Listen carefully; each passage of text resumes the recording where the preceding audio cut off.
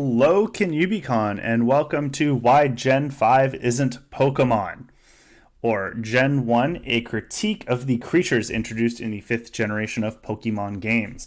My name is Max, and I'm here on behalf of the Foundation for the Preservation of Gen 1 Pokémon. You can follow me on Twitter at 5thGen, not PKMN, and I'm here to tell you about how we need to make Pokemon great again. So in order to start this panel, the first thing you need to do is find out how much you know about Pokemon. So I'm going to show you a series of images, and you will respond in the chat if it is a Pokemon or not. Now, I will not be able to see the chat as I am doing this panel several days before you, but let it be known, I'll know if you're wrong. So this is the first thing. Is this a Pokemon?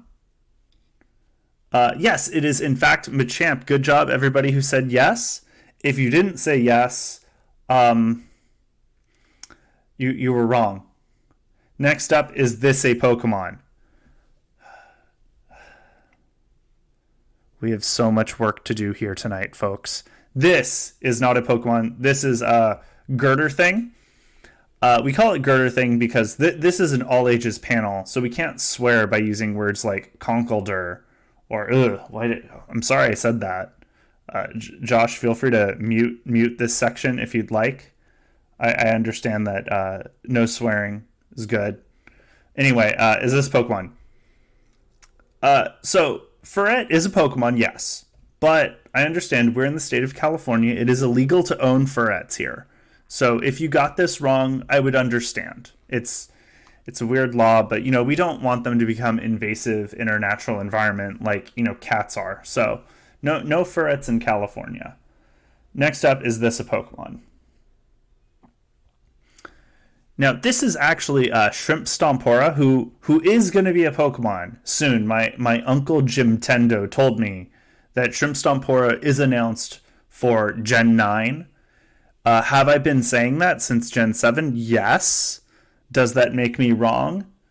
Yes. But we're going to go with it anyway. And finally, is this a Pokemon? No, that is Emboar, who is Gen 5, not a Pokemon. So, based on how well all of you have done, all I can really say is we have a lot of work to do. We're going to have to do some research here. Now, researching Gen 5 is incredibly dangerous. This diamond, you've probably seen it on the side of trucks. It's used to tell us how dangerous the substance in the trucks is. So, we're going to take this diamond and apply it to Gen 5 to know if OSHA would even let us research it. Because we want to know if the Occupational Safety and Health Administration thinks that this is safe to do. Because if it's not, we shouldn't do it. So, the first part of the diamond is red. That's a fire risk. And, it's pretty flammable. If you've seen the flame wars over Gen 5, it's not good. Really, really high flame risk here. Blue represents how toxic something is, and the Gen 5 fan base is incredibly toxic. I mean, have you seen, they're so mean to me online. It's unreal. So 5 on toxic. I need to note, these are scales of 0 to 4, so 5 is above and beyond. This is some radically dangerous stuff. Next up is yellow. Yellow measures how reactive or explosive something is. In the instance of Pokemon, that would measure how many new versions of Explosion were introduced.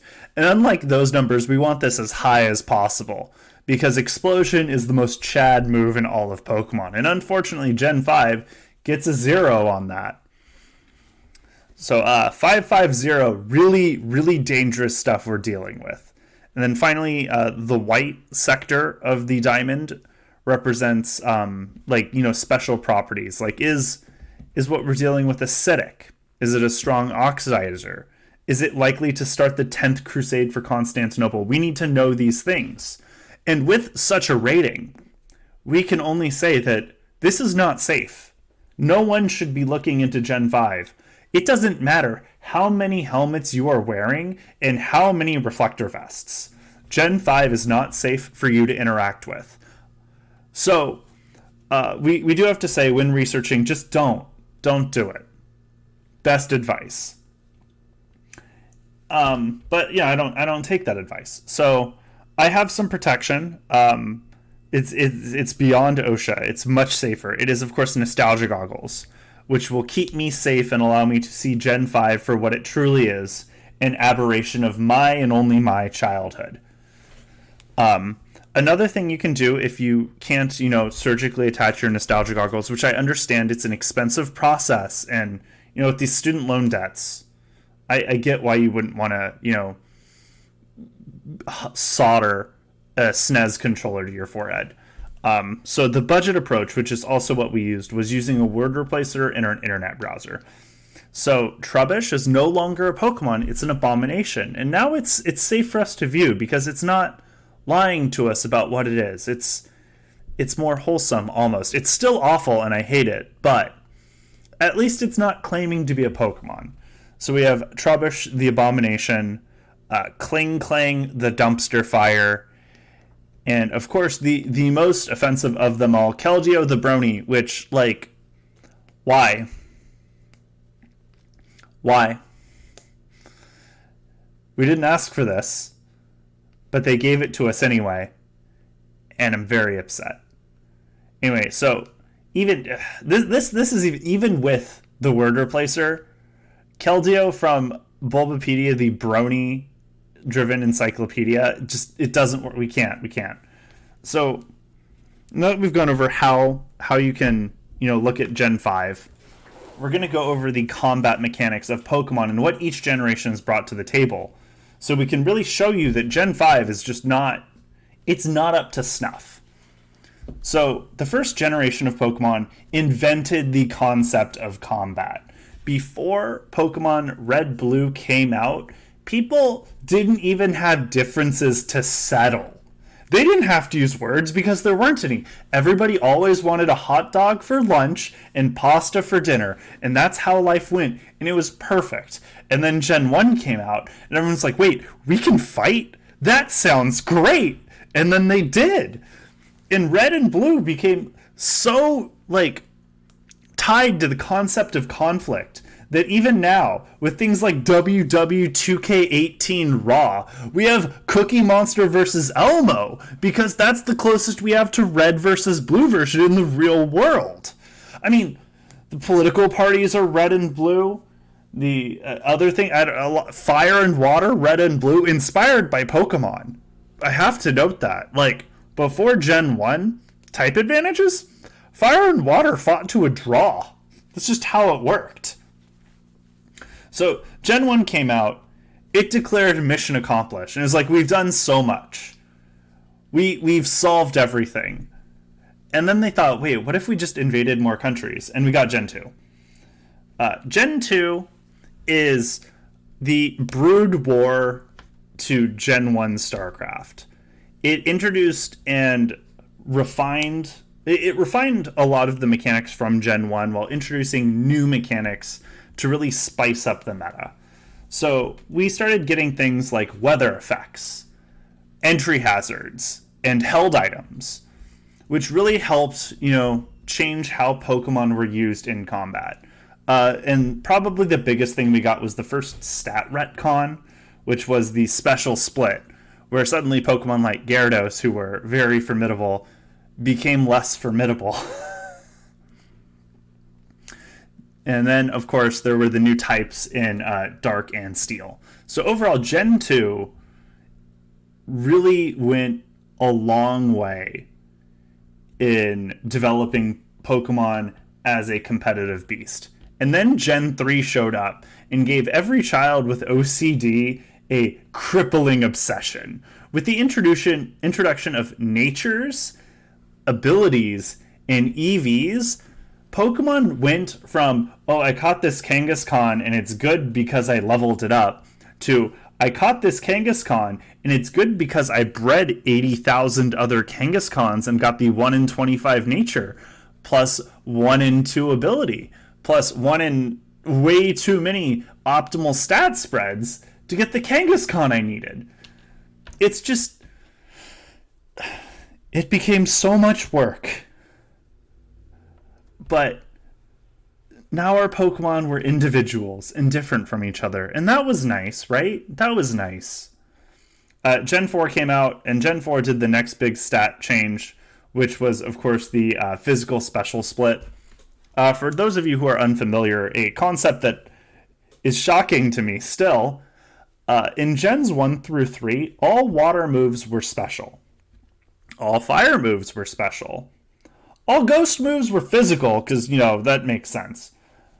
But when Gen 4 came out, they realized they could just be like, oh, what if we just had Shadow Ball be special, but Lick stayed physical? Or what if we actually made Waterfall be worth something by having it be a physical move instead of a special move? So Gen 4 did the physical special split, which was the second most defining meta change that Gen 4 introduced. I know what you're saying. Max, that's a massive change. What could have possibly had a larger effect than the physical special split? And that answer is astonishingly Stealth Rocks. A move that single-handedly knocked several types of Pokemon out of the OU meta. Entire elemental types of Pokemon, which Pinsir's pretty good, but it's weak to Stealth Rock, so you can't use it anymore. And that's just... to have a move that centralizes the meta at that level is pretty toxic. So it only makes sense that with such an unnecessarily bad change, Gen 5 would come around and do something to fix it. But for some reason, this Gen 5 slide is empty. No matter how many times I hit reveal animation, there's nothing here. Did Gen 5 not contribute anything meaningful to combat mechanics in Pokemon? That couldn't be true. Oh, I guess we're on Gen 6. Gen 5 sucks. Not even Pokemon. Gen 6 introduced Digivolving. Digimon did it first, but Pokemon did it better. Gen 7 introduced Smash Balls in the form of Z moves, which was their way of trying to make Mega Forms less broken. And then Gen 8 introduced making Pokemon big. Basically, the last 3 generations have been trying to figure out some way to let you do Super Saiyan Pokemon, but aren't really sure how to do it right yet. They're interesting mechanics, but they're very gimmicky in that they only appear in the generation they are introduced, which is a bummer because, Mega Charizard X and Y was a really cool thing where they took a Pokemon and then just gave us diverging, optimized paths for it. And we're not really getting that as much now, which kind of sucks, but that's fine. Speaking of diverging optimized paths, we need to talk about min-maxing. Now, if you're not familiar, min-maxing is the concept of, optimizing something in the smallest way possible. Basically, if you have, $10, you just... I don't know. It's hard to explain. I don't have to explain. What am I doing? I have a PowerPoint. I don't need to use words. I can use images. Here we have Machamp, and we have Girder Thing. I don't know why they call it Girder Thing. It's holding concrete columns. That's just how wrong Gen 5 is, but it's called Girder Thing. Now, Machamp is a physically powerful... Machamp has really high attack, moderate bulk, poor special attack, and poor speed. So if you wanted to take Machamp's stats and not increase the base total, but optimize them, what you would do is decrease his special attack because he doesn't use it, decrease his speed because it's already bad, and use those changes to increase his attack and bulk. And that is what they did with Girder Thing. They increased Machamp's attack by 10, they increased his defense and HP by 15, while reducing his special attack and speed by 10 and special defense by 20. Ultimately, what this did was it knocked Machamp out of competitive usage because at this point there was no reason to run it instead of Girder Thing, because Girder Thing was just a more optimized version of Machamp given the same tools Machamp had. This is min-maxing. And if you look through Gen 5, there are a lot of instances of them doing this with existing Pokemon. You have the same thing happening with Golem or Stantler or many other options. And even worse, they did speed creep. Now, in Pokemon, base stats are generally divisible by 5. There are instances where they're not, but by and large, base stats are multiples of 5. Now, the difference between a 95 attack and a 96 attack base stat is not substantial. It is very unlikely to be the make or break in knocking out a Pokemon. That is not true between the difference of 100 base speed and 101 base speed, because unlike other stats, speed is a winner-take-all situation in Pokemon. So in Gen 5, they introduced a lot of Pokemon that had 101 base speed compared to all of these older Gen 1 Pokemon that had 100 base speed. A really good way to make a Pokemon better than another Pokemon is to give it one more speed, because it is almost always going to win the fight, all other things being the same. This is something that never happened before at all. So that kind of leads us into power creep. Now, I know I went over, we have like these min-maxed versions of existing Pokemon, but there are also min-maxed versions of non-existing Pokemon, just out there. We have Volcarona, which was argued to be Gen 5's solution to Stealth Rocks, i.e. make a Pokemon so broken that you need to run Stealth Rocks to get rid of it. So instead of, fixing Stealth Rocks, they just went, what if we just made something so good you needed Stealth Rocks? Over-centralize the meta around it even more. So Volcarona has 135 special attack for some reason.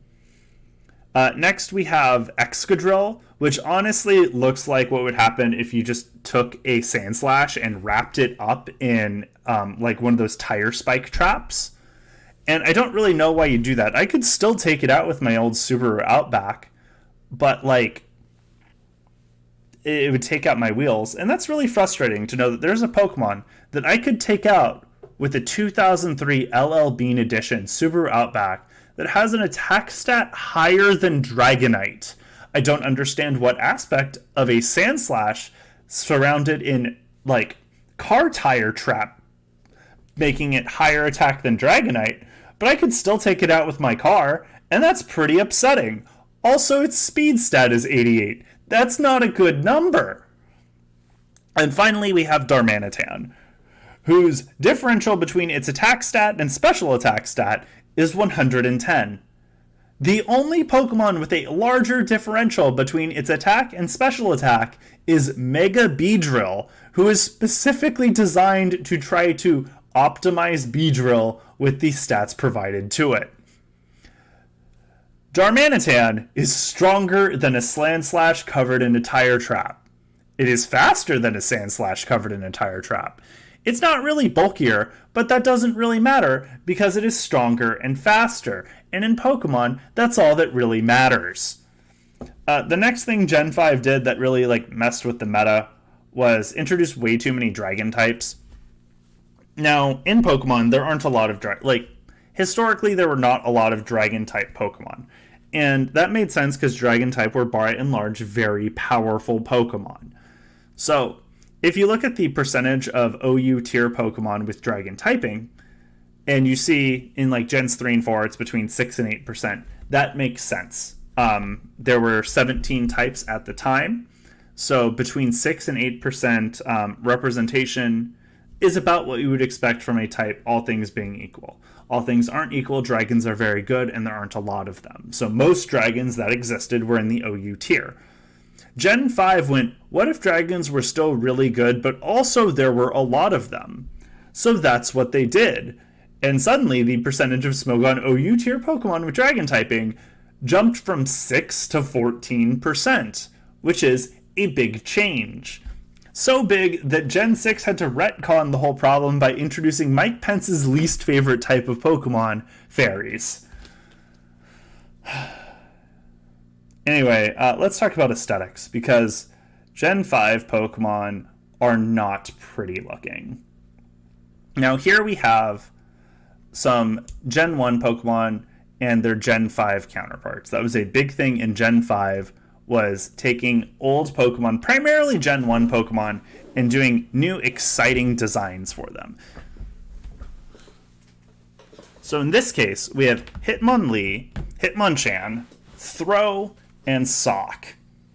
Now, Hitmonchan is based off of noted Japanese martial artist Jackie Chan, who gives good lessons to children. He fights demons and dragons. He's great stunts in films. Overall, amazing pick for a fighting type Pokemon inspiration in Gen 1. Hitmonlee is based on Bruce Lee, seen here beating up terribly dated internet meme Chuck Norris.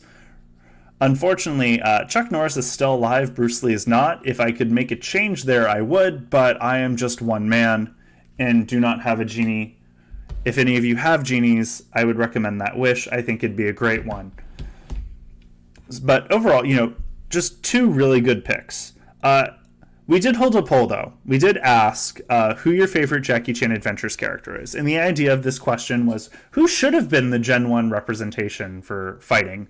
And unfortunately, Bruce Lee didn't win that poll. He tied in third with Jade. So we shouldn't have gotten Hitmonchan and Hitmonlee. We should have gotten Hitmonchan and Hitmonuncle, as Uncle did run away with the poll. But, you can only do so much. I think Hitmonuncle would be a great addition later on. He could be a special attacking fighting type. He could use Umo Gregre Fighty Cao. I think it'd just be like a special fighting a type attack that hit Ghost. I'm down. It'd be good. Bring Hitmonuncle into Pokemon. Not sure why it hasn't been introduced yet. Uncle Jim Tendo, get on it. So, anyway, great overall, though. Still not complaining about Bruce Lee. Good second pick after Jackie Chan, since Uncle was, I don't know, maybe contract rates were high. Who knows? So let's compare these picks to what Gen 5 did, which was, of course, introduce Sock, that thing you keep on your feet, and Throw, that thing you do when you're having a tantrum. Not sure why they thought those were great inspirations, but they were.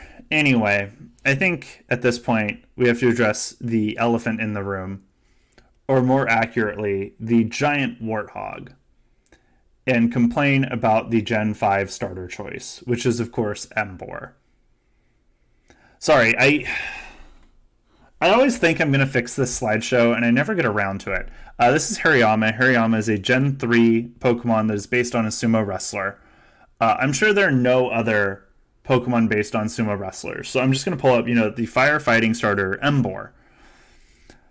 Oh, that was my mistake. Sorry, I said I was going to pull up a firefighting starter. I didn't realize I was just going to pull up Blaziken. But, there can't be that many firefighting starters. There are only 5 Gen... Okay, so now we have... I don't even remember his name. It's how little I care. Another firefighting... It's okay. We got to be close. Next slide for sure is going to be Emboar. Next slide for sure was not Emboar. Next slide for sure, though, Emboar. Okay. So we got Gen 1, we got a fire flying, then we got a fire, and then we got 3 firefightings in a row, which is too many firefightings in a row. Gen 5 really slipped up on giving us a Pokemon that was a repeat of a repeat typing for a starter, something they hadn't really done yet. And then it's based on the same design of Pokemon they've already done. Emboar is just, it's a copy of a copy of a copy. It's uninspired. The only thing that's more uninspired from Gen 5 than Emboar is the badges. Now, here we have Gary flaunting some badges he purchased off of Etsy, I presume. He's got the, orange Liberty Bell badge from when he beat up Ben Franklin. He's got the silver quill badge from when he defeated John Hancock in hand-to-hand combat. He's got the weighted companion cube badge from when he beat Gladys. I don't know where he got these, and I don't know who decided this was the right animation take to have, but lo and behold, this is where we are in our reality. These are the real Gen 1 badges, though, and it's amazing design. The boulder badge is a boulder. The water badge is a water. The earth badge is an earth. It's just perfect design. And this is in comparison to the Gen 5 badges, where, the pig, it's there. The dog lets you use recover out of battle for some reason. The dragon is a flamethrower TM. I don't really understand what Gen 5 was going with. Oh, sorry, my friend just told me that these are actually the Jackie Chan Adventures talismans. Um, that makes sense. They actually looked pretty cool. I didn't like complaining about them. So here we have the Gen 5 badges. We've got the sun to let the sun shine in, the heart because, that's what Pokemon's about. It's about courage and heart. And then we've got the cross because they were just really trying to win over Mike Pence at the time. And these are the Digimon badge things. I'm sure eventually the next slide will be the Gen 5. The next slide is not the Gen 5 badges.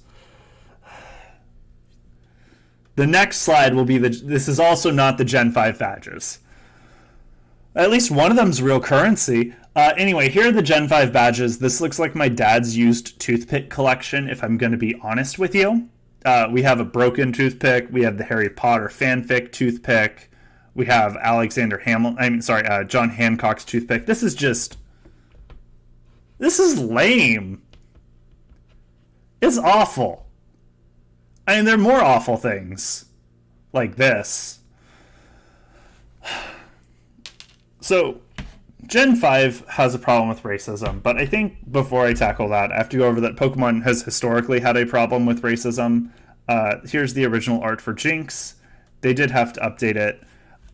There's a lot of, Japanese cultural stuff going on behind here, but the best way to really summarize it is to just look at Mr. Popo and realize this is kind of always how Japan has drawn black people.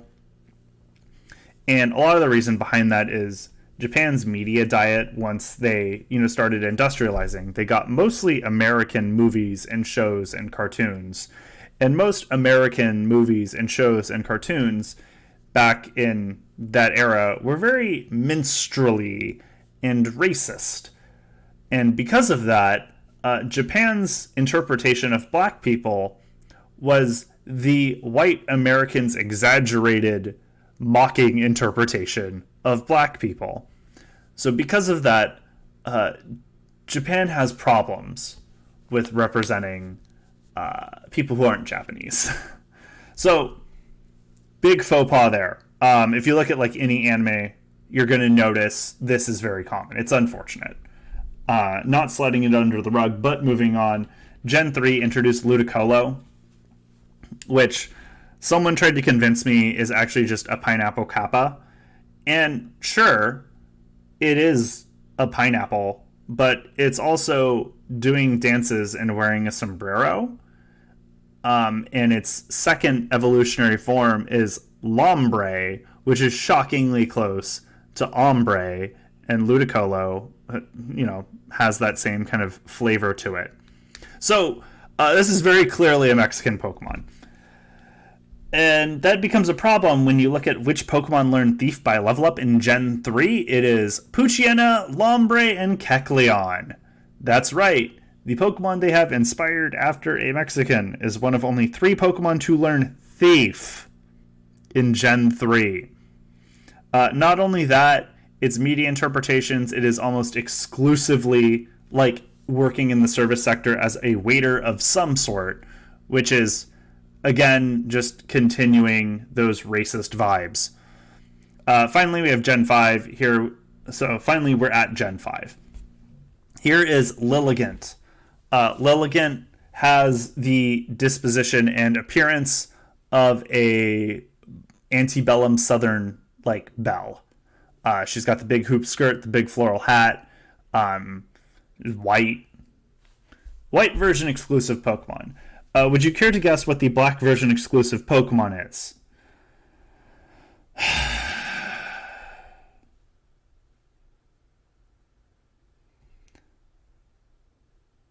You can't keep doing this.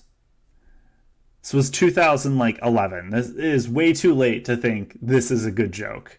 Anyway, here's Lenora, and I mean, for Japanese standards, she doesn't look that bad, but that's because this is the American, modified version of her sprite. This is what Lenora looks like originally, which is very, moving on. Gen 5 hasn't only been debunked by us, but by Nintendo more generally. So let's see how Nintendo has themselves dunked on the generation that doesn't exist. And I think the first way we should do that is look at Super Smash Brothers. The gang's all here, as they say. So by that measure, if the gang isn't there, they aren't real gang members. So in Super Smash Brothers, we have Pikachu, Jigglypuff, Pichu, Mewtwo, Lucario, Squirtle, Ivysaur, Charizard, Greninja, and Incineroar as playable characters. Super Smash Brothers did come out before Gen 8, so we don't have to look at like Gen 8 representation here. But if you look, Gen 1, criminally underrepresented, only 6 of 10. Gen 2's got 1, Gen 4's got 1, and 6 and 7 each have 1. 3 and 5 notably absent. Now, to be fair, Gen 3 was invited. They were going to release Groudon, but Groudon did get set loose and has since then inflicted California with a massive drought. So, big oops there. But that does go to show, Gen 5, by Super Smash Bros. Standards, not Pokemon. Next up, we have Pokemon Unite. Pokemon Unite is often criticized for having a pretty basic map layout, which, I mean, rude. I think it's fine. It's a 10-minute MOBA. What do you expect? But either way, that map is way more interesting than whatever's going on here with the Gen 5 overworld map. That's pretty pathetic. If you're losing to a 10-minute MOBA that's available on MOBA, a 10-minute MOBA available on mobile, you're not on the cutting edge. Then there's the roster of Pokemon Unite. This is missing a few released Pokemon, Glaceon, Tyranitar, Buzzwole, but I made this slide a while ago and I'm too lazy to update it, so that's not my problem. So if you look at the representation here, again, Kanto criminally underrated, not nearly enough Kanto Pokemon in Unite. But the only Unova Pokemon available is the Tea Cake Crustle. And unfortunately for Crustle, is the only Pokemon available is Crustle. Now, I can think of a lot of Pokemon they should add before they add more Unova Pokemon. 151 to be precise. They're all good boys. I personally unironically want Hypno in there, but that's a weird take. Anyway, if you look at the competitive usage statistics for Pokemon Unite, top Pokemon Unite players towards the end of May, you'll notice that Crustle is actually the only one that did not see play among the top 100 players in Unite over the course of mid-April to mid-May. Every other Pokemon got at least some level of usage. So, am I saying Unite doesn't think Crustle is a Pokemon? Yes, I am. And who am I to say that? Oh, just a content specialist on Pokemon Unite who gets paid to have takes about Pokemon. Therefore, Pokemon Black-White is not Pokemon. Checkmate atheists. I'm an expert. I did it. We've solved it. Here's the new official Pokemon lore. Here it is. We went on vacation for a while between Gen 4 and 6, but we're back and things are moving. Now, I've found through my research, I'm not the only one who knows this, but so few people have revealed that Gen 5 isn't Pokemon, and we need to figure out why that is. Who is keeping us silent? It's the auto industry. If you look at pedestrian fatalities in the US by year from, getting hit by cars, you'll notice there's a pivot around 2010 where they start going up, which is conveniently along the lines of when Pokemon Black-White released. What was a small increase that could have been explained through statistical noise became a trend. And by the end of the 2010s, we were seeing more people die from vehicular incidents, more pedestrians dying from vehicular incidents than we were seeing in 1990. Why is that? Is it because trucks have gotten unreasonably large so you could line up several small children in front of them and just hit 10 kids without realizing it? Yeah, it is. But why is that? It's because Game Freak met with Big Auto and told them, we need you to make the trucks bigger so we can have our Nintendo employees go out and hit all of the people who say Gen 5 isn't Pokemon.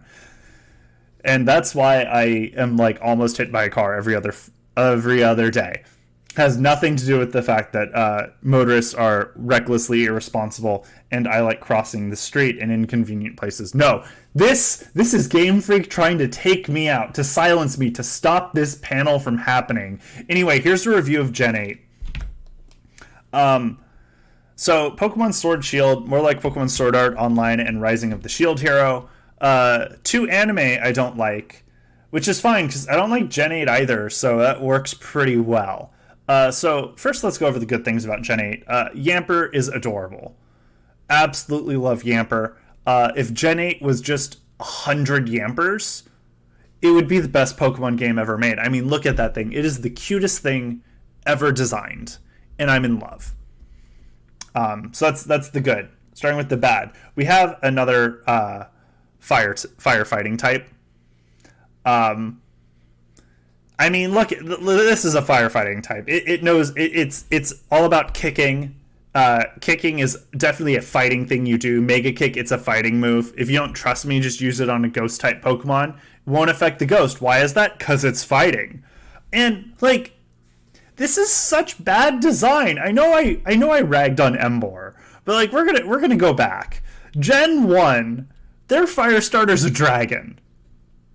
Gen 2's is based on a volcano. It's literally the eruption Pokemon. Gen 3 is chicken like, I mean, bad inspiration, but whatever. Gen 4 gave us Harambe. Gen 5, I mean, they did it before, but sumo wrestling's pretty cool. Gen 6 gave us an internet browser. Gen 7 gave us the wrestling heel. And Gen 8 gave us the third most unwarranted, like, civil disobedience act in the history of the world. This is what it's based off of, just soccer hooligans. The second most unwarranted act of civil disobedience was, of course, the people who were upset about there being no Szechuan sauce. And the first most unnecessary act of civil disobedience was the January 6th coup attempt. Anyway, Gen 9, though, they're fixing it as they're bringing Steve Irwin into the fold, and I'm really excited for that. Next thing, I wanted more Alolan forms that I wanted. I wanted Alolan Typhlosion. I wanted Negative Ferret. I wanted Millennial Xatu. But we didn't get that. We got a new Darmanitan. And you know how I feel about Darmanitan. I don't like it. And this one I don't like more. It seems racist. I'm pretty sure it is. So, what does this... Why is this a bigger problem, though? Like, Max, I get it. You got a Galar form of a Pokemon you didn't like. No, I got a Galar form of a Gen 5. That's a problem. Now, Gen 1 has 151 Pokemon. Gen 5 has 155. But they aren't Pokemon. Remember, they're not. We've established this. They're imaginary. Now, we have to go over the rules of like what an imaginary number is. Because each Gen 5 Pokemon, it has an I in it. So I to the 0th power is 1. I to the 1st power is I. And I squared is -1. So when you take a Pokemon and you make a regional variant of it, you're squaring it. So that means that when you take a Galar Pokemon, when you take a Gen 5 Pokemon and you create a Galar form of it, you're creating a negative Pokemon. And suddenly Gorbis is Thanos snapped out of Pokemon lore. We can't have this.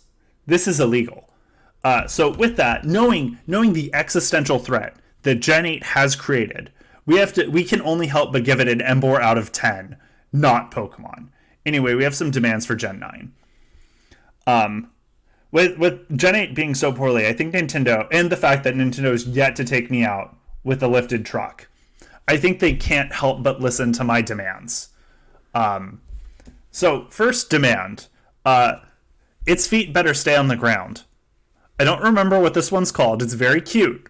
But if it becomes bipedal, I'm going to riot. And I'm going to create the new first most unnecessary attempt at civil disobedience. The coup will be nothing compared to my wrath. Demand 2. Stop messing with tackle. I I thought Tackle was pretty fine initially, a 35 power, 95% accuracy move. I don't know, 40 power and 95 was also fine. But just, they kept changing it. It's hard for me to keep track of what Tackle's doing anymore. I don't like that. It's annoying. Demand 3. Now, we've had Hitmonchan. We've had Hitmonlee. Based on two of the greatest martial artists throughout history. In Gen 2, they gave us Hitmontop, based off of the third greatest martial artist in history, the Beyblade.